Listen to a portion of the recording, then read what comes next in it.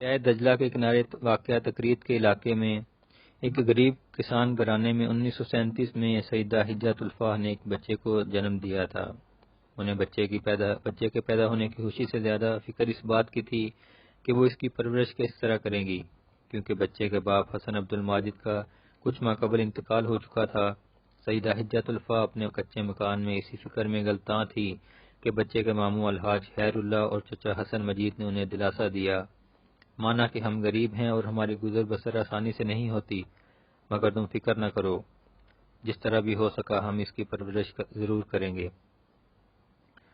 سیدہ حجت الفاح جو پہلے ہی اپنے بھائی اور دیور کے احسانوں کا بوجھ اپنے کاندھوں پر اٹھائے ہوئے تھیں، اچھی طرح جانتی تھی کہ دونوں پہلے ہی غربت اور افلاس کے باوجود اس کی دیکھ بھال کر رہے ہیں، اب انہیں مزید ایک اور جان کا بوجھ اٹھانا پڑے گا۔ مگر یہ دیکھ کر انہیں اطمینان ہوا کہ دونوں کے چہروں پر تردد نہ تھا، بلکہ وہ بچے کی پیدائش پر خوش تھے۔ بچے کے چچا نے اس کا نام صدام حسین رکھا۔ صدام کا مطلب زوال دور کرنے والا ہے۔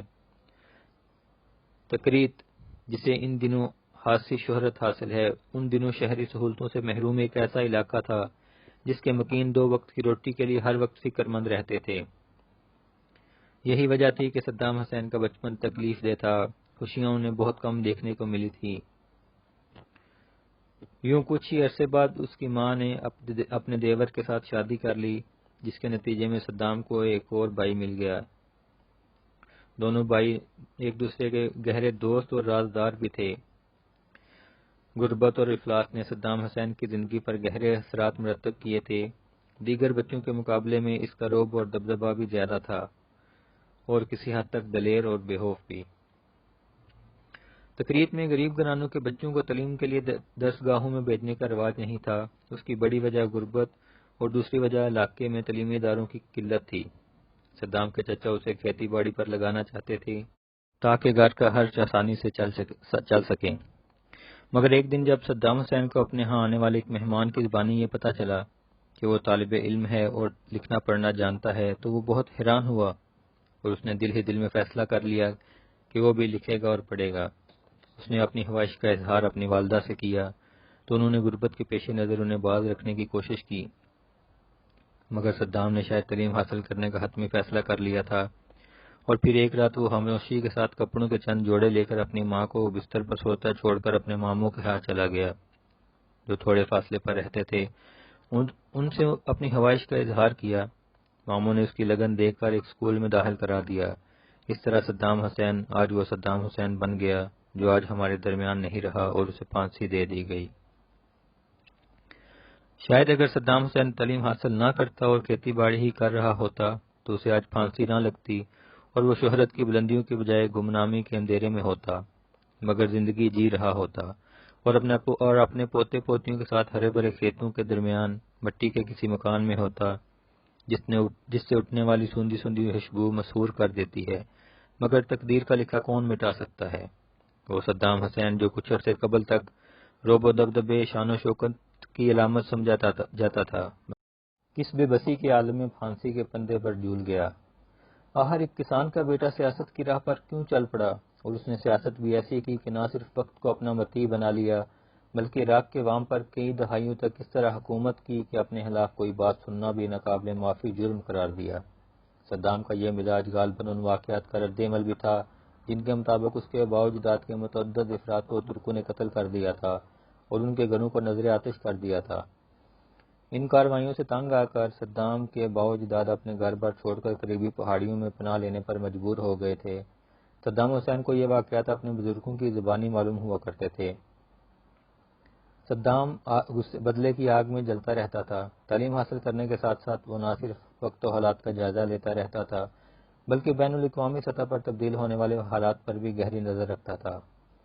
ان دنوں دنیا بھر میں برطانوی اور فرانسیسی نو آبادیاں ایک کے بعد ایک کر کے سامراجی تسلط سے آزاد ہو رہی تھیں۔ بالخصوص عرب خطے میں زندگی حقیقی معنوں میں آزادانہ طور پر گزارنے کا جذبہ بھی ابھر رہا تھا۔ تعلیم جاری رکھنے کی خاطر صدام حسین بغداد آ گئے اور کرہ کے ہائی اسکول میں داخلہ لے لیا۔ ان دنوں بین الاقوامی سطح پر سیاسی حالات بدل رہے تھے۔ برطانوی اور فرانسیسی استعمار کی زنجیریں یکے بعد دیگرے ٹوٹ رہی تھیں۔ اسلامی ممالک میں بھی آزادی کی تحریکیں انگڑائی لے رہی تھی اور یہ ماحول ہر ذی شعور کو متاثر کر رہا تھا۔ صدام نے تعلیم کے حصول کے ساتھ ساتھ حالات و واقعات کا نہ صرف مشاہدہ شروع کیا بلکہ اس کا اثر بھی لینا شروع کر دیا۔ ان دنوں عراق میں سوشلسٹ اور باس پارٹی بہت مقبول تھیں۔ صدام حسین نے باس پارٹی میں شمولیت اختیار کی۔ اس وقت سوشلسٹ پارٹی کی حکومت تھی اور عبدالکریم قاسم حکمران تھے۔ صدام حسین تھوڑے ہی عرصے میں سیاسی میدان میں مقبولیت حاصل کر چکے تھے۔ اسی دوران عبدالکریم قاسم کے قریبی دوست کا تقریب میں قتل ہو گیا۔ حکمران پارٹی نے اس قتل کا ذمہ دار صدام حسین کو قرار دے کر گرفتار کر لیا۔ صدام حسین 6 ماہ جیل میں رہے اور عدم ثبوت کی بنا پر ان کو رہائی دے دی گئی۔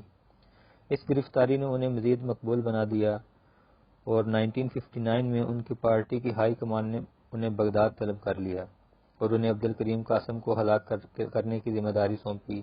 صدام اور ان کے ساتھیوں نے بظاہر یہ مشن کامیابی سے پورا کیا اور فرار ہو گئے، البتہ ایک گولی ان کو ٹانگ میں لگی۔ بعد میں انہیں یہ پتہ بھی چلا کہ عبدالکریم قاسم کا قاتلانہ حملے میں بچ گیا ہے۔ ان دنوں صدام ہائی اسکول میں پڑھتے تھے۔ شدید زخمی ہونے کے باوجود انہوں نے اپنے زخم کی خود ہی مرہم پٹی بھی کی اور اسی حالت میں اسکول بھی جاتے رہے۔ اس دوران ان کے ساتھیوں کو گرفتار کر لیا گیا، لہذا وہ بیس بدل کر فرار ہو گئے اور 7 دن صحرا میں سفر کرنے کے بعد شام پہنچ گئے۔